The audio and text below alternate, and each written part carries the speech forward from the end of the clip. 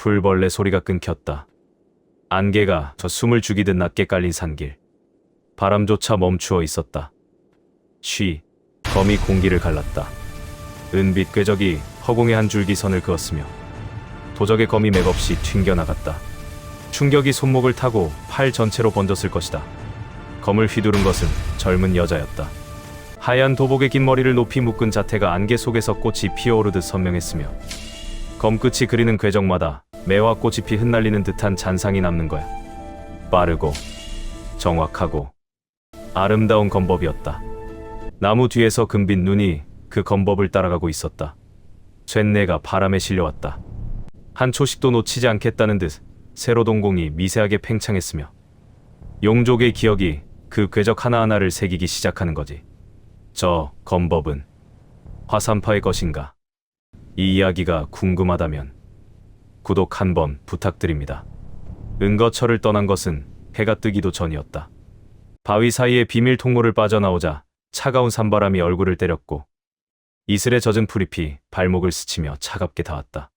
취광도인이 앞서 걸었고 용화가 소소의 손을 잡은 채 뒤를 따랐다. 돌아보지 않으려 했다. 그런데 발걸음이 바위 입구를 지나치는 순간 금빛 눈이 저절로 뒤를 향했거든.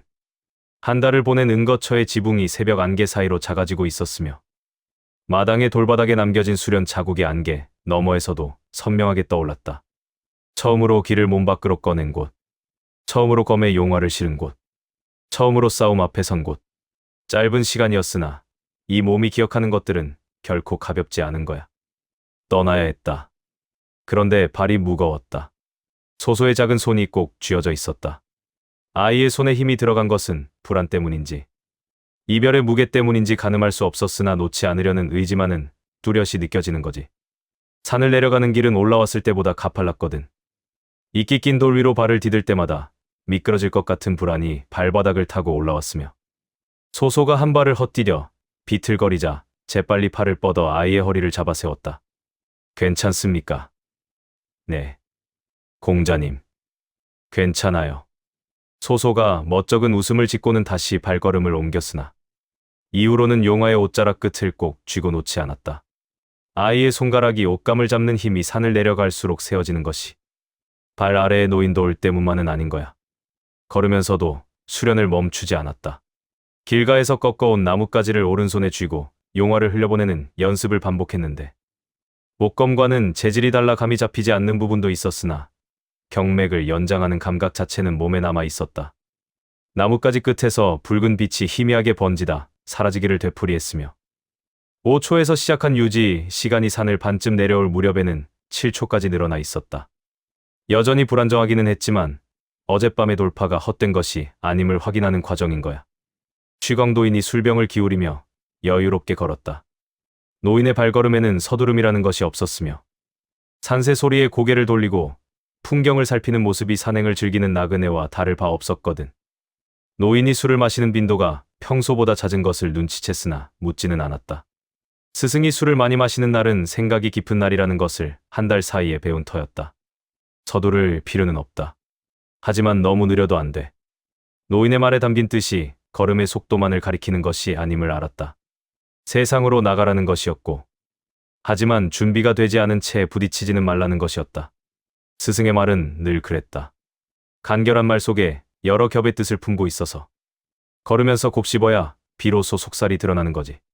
산 아래로 내려가면서 풍경이 달라지기 시작했다.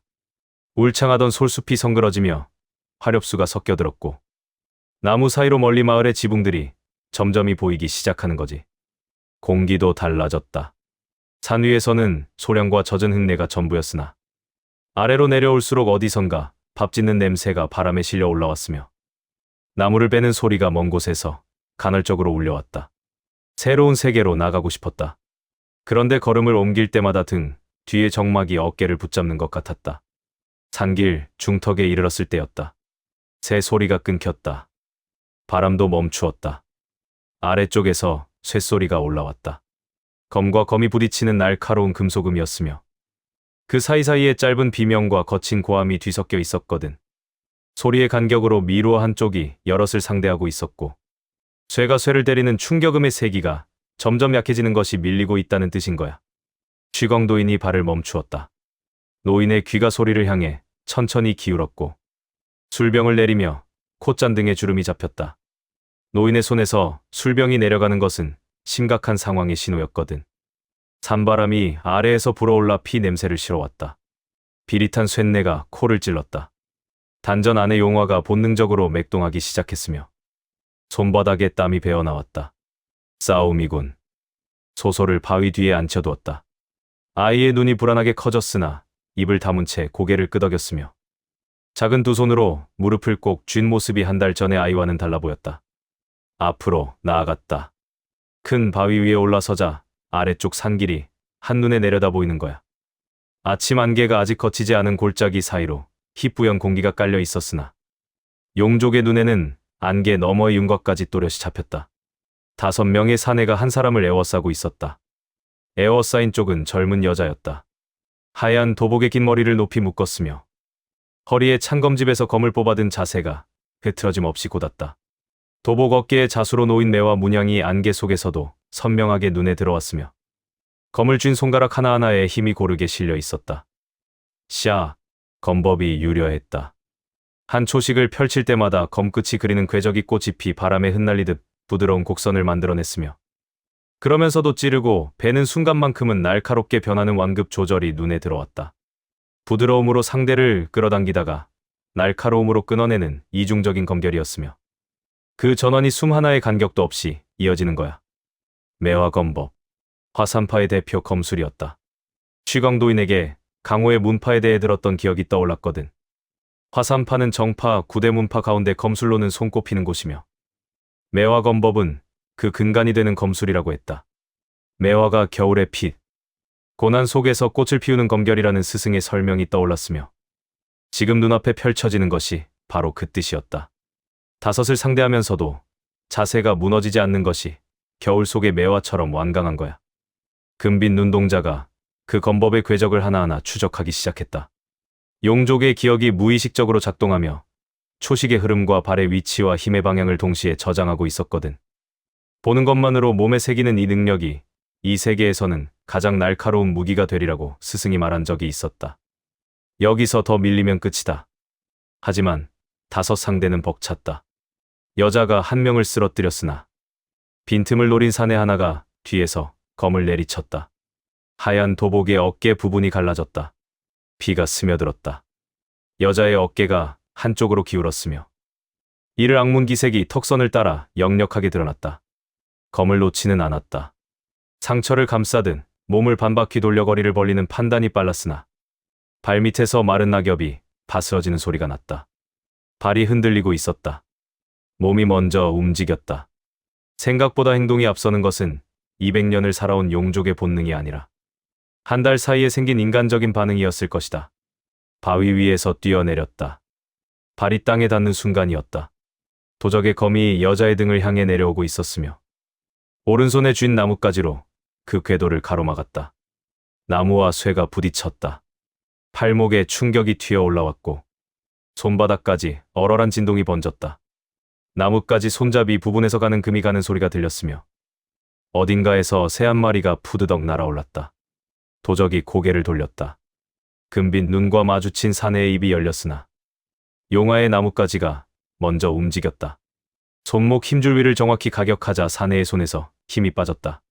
검이 땅에 떨어졌으며 쇠가 돌에 부딪히는 소리가 산길에 울렸다. 글냄새와 피냄새가 뒤섞여 코끝을 스쳤다. 여자가 돌아보았다. 짧은 눈빛에 교환이 있었고 즉시 등을 막히듯 용화 옆에 자리를 잡았다. 2 사람의 등이 서로를 향한 순간 하나의 진영이 만들어졌다. 여자의 체온이 등 뒤에서 전해졌으며 근육의 긴장이 옷을 통해 느껴졌다. 초면이었다. 그러나 전투 중의 판단은 말보다 빨랐다. 이 여자, 싸울 줄 안다. 용화가 앞에서 끌었다. 청풍검법의 수비 초식으로 도적들의 공격을 받아내며 전방의 주의를 집중시켰고 여자가 측면에서 파고들었다. 매화검법의 연속 초식이었다. 칼날이 허공을 가를 때마다 공기가 꽃잎처럼 갈라지는 감각이 등 뒤에서 느껴졌다. 도적 하나가 비명을 지르며 물러났다. 그 리듬에 맞추어 용화가 앞의 적을 밀어내자 전투가 하나의 흐름으로 이어지기 시작했다. 셋째, 도적의 손이 나뭇가지를 움켜쥐었다. 나무가 갈라졌다. 두 동강이 났으며 손이 텅 비었다. 왼손이 되었으나 당황하지 않았다. 취광도인에게 배운 태극권의 첫 번째 형이 손끝에서 저절로 풀려나왔다. 발을 낮추고 중심을 가라앉혔으며 밀려오는 검을 손바닥으로 흘려보냈다. 사내의 팔꿈치를 짚었다. 관절이 꺾이는 감촉이 손끝에 전해졌고 사내가 주저앉으며 검을 놓았다. 발밑에서 마른 낙엽이 바스러지는 소리가 났다. 여자가 마지막 두 명을 상대하고 있었다. 어깨의 상처에서 피가 흘렀으나 검을 잡은 손은 흔들리지 않았다. 매화검법의 마무리 초식이 허공의 꽃을 피워내듯 펼쳐졌으며 나머지 둘이 검을 던지고 산 아래로 내달렸다. 바위 위에서 취광도인이 술잔을 기울이며 내려다보고 있었다. 노인의 입가에 미소가 걸려 있었다. 소소의 목소리가 바위 뒤에서 울려 퍼졌다. 공자님, 대단해요.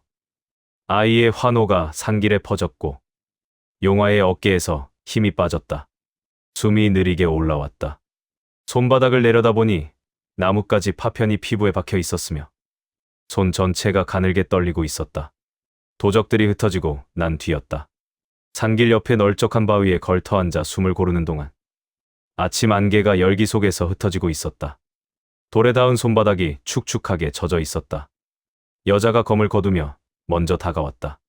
자세를 바로잡고 허리를 숙이는 예법이 정중했으며 하얀 도복 위로 흘러내린 먼지를 털지 않았다. 어깨에 피가 배어 있었으나 내색하지 않았다. 소녀는 화산파 제자 소연이라 합니다. 도와주셔서 감사합니다. 용화는 대답하지 않았다. 잠시 후 입을 열었다. 용화아입니다. 소연이라 밝힌 여자의 시선이 용화의 얼굴 위에 머물렀다. 금빛 세로동공의 시선이 닫자 눈이 커졌으며 입을 열었다 다물기를 반복했다. 특이한 눈이시네요. 용화가 고개를 끄덕였다. 침묵이 잠시 흘렀다. 소연이 도복의 먼지를 털다 말고 조심스레 입을 열었다. 실례가 아니라면 어느 문파분이신지 여쭤봐도 될까요? 질문 속에 또 다른 질문이 숨어 있었다. 아까 전투 중에 펼친 검법이 하나의 문파에서 나온 것이 아님을 이미 눈치챈 것이다.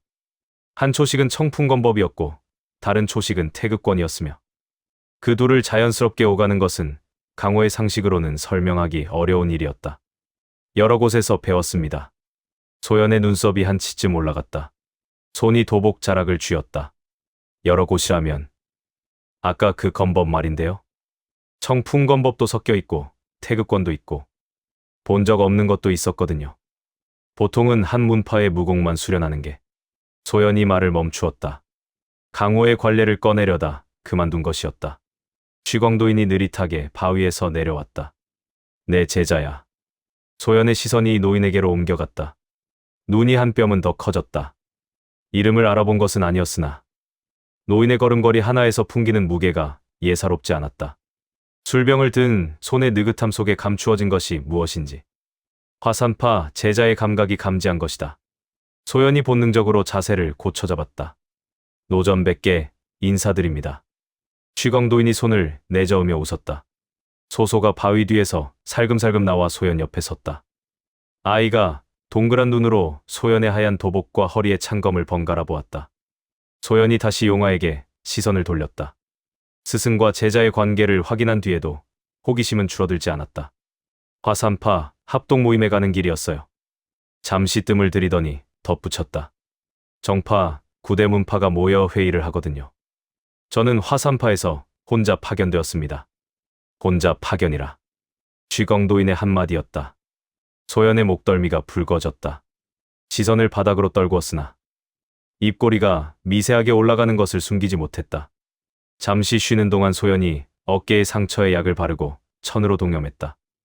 약초 냄새가 코를 찔렀으며 천을 묶는 소연의 손가락이 능숙한 것이 이런 상처가 처음이 아님을 말해주고 있었다. 상처가 깊지 않은 것을 확인한 뒤 검을 들더니 용화를 바라보았다. 눈빛이 달라져 있었거든. 호기심이 거치고 그 자리에 무인의 열기가 차오른 눈이었다. 실례가 안 된다면. 소연이 말을 멈추었다. 숨을 한 번 고른 뒤 다시 입을 열었다. 한 수 겨뤄보고 싶습니다. 직설적인 제안이었다. 화산파 제자의 경쟁심이 숨김없이 드러나 있었으며 전투 중에 본 용화의 움직임이 입안에서 사라지지 않는 모양이었다. 아까 등을 맡기며 싸웠던 상대의 실력을 정면에서 확인하고 싶다는 의지가 곧게 선 자세에서 그대로 드러나는 거야. 취광도인을 돌아보았다. 노인이 잔을 기울이며 고개를 가볍게 끄덕였고 그것으로 충분했다. 나뭇가지를 새로 꺾어 들었다. 바람이 멈추었다. 새소리가 끊겼으며 나무십 사이로 스며들던 햇살만이 두 사람 사이에 놓여 있었다. 소연이 검을 뽑았다. 칼날이 오후 햇살을 받아 하얗게 빛났으며 나뭇가지와 진검의 차이가 이미 승부의 한 축을 기울이고 있었다. 하지만 비무의 의미가 승패에만 있는 것은 아닌 거지. 마주 선 순간 공기가 바뀌었다. 소연의 눈에서 아까의 호기심이 사라지고 검을 든 무인의 집중만이 남았으며 발끝에서 이마까지 한 줄기의 긴장이 관통하는 것이 보였다. 소연이 먼저 움직였다. 매화검법의 첫 번째 초식이 바람처럼 날아들었다. 전투 중에 멀리서 본 것과 바로 앞에서 받아내는 것은 완전히 달랐거든. 검끝이 코앞에서 방향을 바꾸며 어깨를 노렸다. 나뭇가지를 들어 겨우 흘려보냈다. 팔 전체에 충격이 올라왔으며 손목 관절이 비명을 질렀다. 정파 문파의 정식 제자가 지닌 내공의 깊이를 온몸으로 체감하는 순간이었다. 두 번째 초식이 이어졌다. 세 번째가 물 흐르듯 뒤따랐다. 매화검법의 특징이 눈앞에서 펼쳐지고 있었으며 부드러움 속에 날카로움을 숨긴 검법이었다. 용족의 기억이 그 흐름을 실시간으로 분석하고 복사하기 시작하는 사이 몸이 저절로 반응했거든. 초식 하나가 눈에 들어올 때마다 경맥과 근육이 그 움직임을 기억하고 다음 동작을 예측하는 속도가 점점 빨라지고 있었다. 네 번째 초식이 허리를 스쳤다. 옆으로 빠지며 비틀어진 자세에서 반격을 내보냈다. 아래에서 위로 밀어올리는 궤적이었으며 소연의 검이 한 박자 늦게 가로막았다. 잠깐이었으나 빈틈이 보였고 소연의 미간에 주름이 잡혔다. 발밑에서 마른 낙엽이 바스러지는 소리가 났다. 소연의 다섯 번째 초식을 받아내며 무의식 중에 내보낸 반격이 있었다. 검을 타고 흘러내린 뒤 손목을 비틀며 올려치는 동작이었는데 소연의 눈이 순간적으로 커졌다. 이건 소연의 입술이 떨렸다. 화산파의 낭매 13식. 나뭇가지가 멈추었다. 자신도 모르게 방금 본 초식을 그대로 되돌려보낸 것이었거든. 용족의 복사 능력이 의지와 상관없이 작동한 결과였으며 그것을 설명할 수 있는 말은 이 세계에 존재하지 않았다. 침묵이 흘렀다. 검날에 비친 오후 햇살이 두 조각으로 갈라져 용화의 얼굴 위에 흔들렸다. 소연의 검끝이 용화의 목 앞에 닿아 있었다. 소연이 이겼다. 내공의 차이가 결국 승부를 갈랐으며 나뭇가지로는 철검의 무게를 온전히 감당할 수 없었다. 하지만 소연의 표정은 승리한 자의 것이 아니었다. 미간에 가득 찬 당혹감이 눈을 흔들고 있었거든. 승패보다 더 큰 의문이 머리를 채우고 있는 것이 그 시선에서 그대로 드러나는 거야. 이상해요. 소연이 검을 내리며 말했다. 손잡이를 쥔 손가락이 미세하게 떨리고 있었다. 초식은 분명히 진짜인데 내공이 불안정하달까. 한번 보고 그대로 따라한 건가요? 침묵으로 답했다. 설명할 수 있는 것이 아니었으며 설명한다 해도 믿을 수 없는 이야기가 될 터였다. 용족이라는 존재를, 한 번 본 것을 그대로 복사하는 능력을 이 세상의 말로는 담아낼 수 없었다. 취광도인이 바위에 기대며 잔을 들어 올렸다. 좋은 눈이구나. 화산파에 인재가 있어. 소연의 볼이 또다시 붉어졌으나 이번에는 감추려 하지 않았다. 입꼬리가 올라가며 활기찬 웃음이 번졌고 그 웃음에는 승리의 기쁨보다 좋은 상대를 만난 흥분이 더 크게 서려 있었다. 검을 거두며 한 발 물러서는 소연의 자세가 여전히 반듯한 것이 예법을 잊지 않는 정파, 제자의 몸에 밴 습관인 거지. 같은 방향으로 간다는 것을 확인한 뒤 함께 걷기로 했다. 소연도 산 아래 마을을 거쳐 합동 모임이 열리는 곳으로 향하는 중이었으며 혼자 가던 길에 동행이 생긴 셈인 거야. 혼자 걷는 것과 함께 걷는 것의 차이가 발소리에서부터 느껴졌다. 한 사람의 발소리는 고독하지만 셋의 발소리는 리듬을 만들었거든. 길이 넓어지면서 나란히 걸을 수 있게 되었다. 소연이 왼쪽, 용화가 오른쪽. 그 사이에서 소소가 두 사람의 손을 번갈아 잡으며 종종 걸음을 치고 있었다. 나뭇가지 사이로 비치는 오후 햇살이 세 사람의 어깨 위에 반점을 만들었으며 솔바람이 소연의 묶은 머리카락 끝을 흔들었다. 아까의 전투가 거짓말처럼 느껴질 만큼 평화로운 풍경인 거야. 나란히 걸으며 대화가 이어졌다. 소연이 자기 이야기를 꺼내는데 망설임이 없었는데 화산파 막내 제자라는 위치가 답답했던 모양이었다. 항상 선배들 뒤에서 보호만 받았거든요. 소연의 발걸음이 살짝 빨라졌다. 앞서 걷다가 뒤를 돌아보며 말을 이었다. 이번에 혼자 파견된 건 제가 졸랐기 때문이에요. 혼자서도 할 수 있다는 걸 보여주고 싶었어요. 눈빛이 반짝이고 있었다. 말 속에 담긴 것은 불만이 아니라 증명하고 싶다는 의지였으며 그 직선적인 감정이 오히려 신선하게 느껴지는 거지. 200년을 살아온 용족의 눈에도 이 젊은 인간의 열기는 또렷하게 비쳤고 그것은 산 위에서 검의 길을 실으려 매달리던 자신의 모습과 닮아 있었다. 잘 싸우더군요. 짧은 한마디였다. 소연의 눈이 한순간 커졌다. 발걸음이 멈추었으며 입꼬리가 천천히 올라갔다. 볼이 불그스름해지며 시선이 옆으로 흘러갔다. 귓불까지 붉어지는 것을 본인도 알고 있는 듯 머리카락을 귀 뒤로 넘기며 시선을 길 위에 고정하려 했으나 입가의 웃음만은 감추지 못하고 있었거든. 손끝이 무의미하게 검 손잡이를 만지작거렸다. 소소가 소연에게 다가갔다. 아이가 소연의 손을 잡으며 고개를 올려다보았는데 동그란 눈에 호기심이 가득했다. 언니 검 잘 쓰시네요. 소연이 몸을 숙여 소소와 눈높이를 맞추었다. 아까의 수줍음이 사라지고 부드러운 미소가 번졌다. 고마워. 머리를 쓰다듬으며 물었다. 이름이 뭐야? 소소요. 소소가 활짝 웃었고 소연도 따라 웃었다. 산속에서는 또래가 없었던 소소에게 소연이라는 존재가 언니처럼 다가온 것이며 두 사람의 손이 자연스럽게 맞잡힌 모습이 이 길 위에서 새로운 인연이 시작되고 있음을 말해주고 있었다. 소소가 소연에게 산에서 있었던 일들을 쏟아내기 시작했다. 용아, 공자님이 손끝에서 빨간 빛을 내는 이야기부터 할아버지가 술을 너무 많이 마시는 이야기까지 거침없이 쏟아지는 거지. 소연이 눈을 반짝이며 소소의 이야기에 맞장구를 쳤고 두 사람의 웃음소리가 산길에 울려 퍼졌다.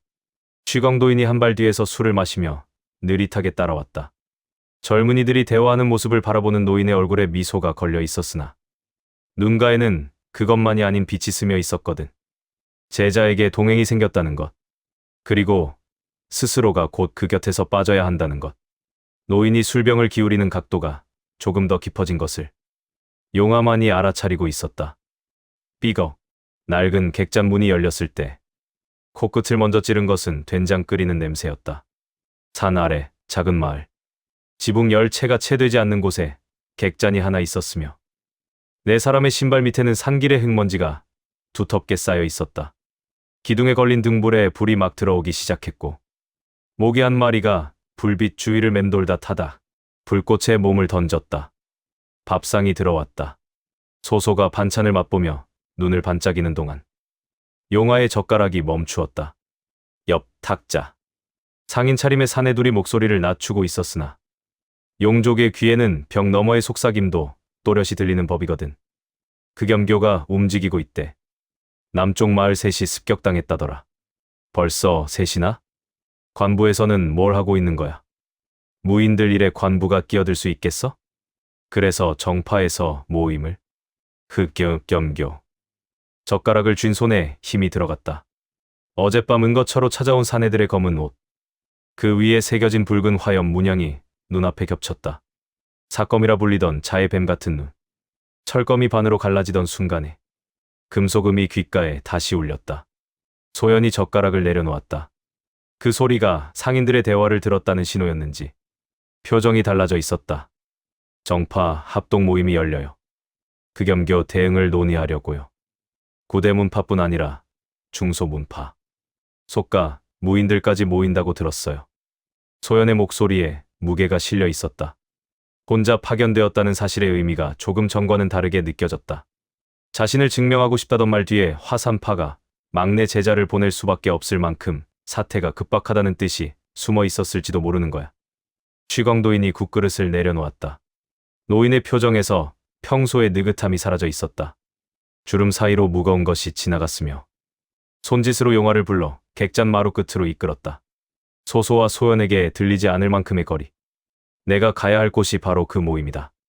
낮은 목소리였다. 정파, 구대 문파가 모이면 안전하기도 하고 배울 것도 많아. 강호의 무인들이 어떻게 싸우는지 눈으로 보고 몸에 새겨라. 스승님은요? 물음이 끝나기 전에 노인의 시선이 먼 곳을 향했다. 대답 대신 침묵이 흘렀다. 달빛에 비친 주름 사이로 결의가 스쳤으나 그것이 무엇을 향한 것인지 묻지 않았다.